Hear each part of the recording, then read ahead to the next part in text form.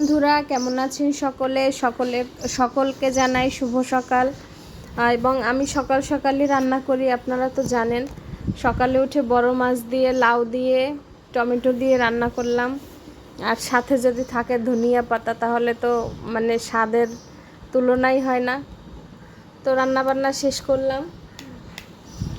তো কি অবস্থা, সবাই কেমন আছেন? সকলের দিনকাল কেমন কাটছে? যাদের ছেলে মেয়ে আছে তারা তো সব সময় কম্পিটিশনে থাকি, এটা করতে হবে ওটা করতে হবে, এরপরে এইটা কাজ ওইটা কাজ।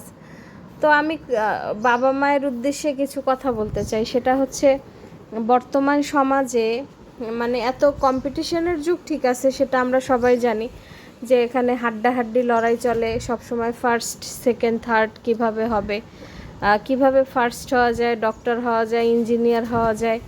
আসলে মা বাবার একটা মানে খুব মানে তাদের মধ্যে এতটাই টেনশন যে কি মানে ছেলে মেয়েকে কোন দিক থেকে আগানো যায়, কিভাবে কি করা যায়। তাহলে বেশি যদি মানে টেনশন করা হয়, বেশি যদি ওদেরকে প্রেশার ক্রিয়েট করা হয়, তাহলে ওদের কাছে আসলে পড়াশোনা নিয়ে একটি ভীতে কাজ করে।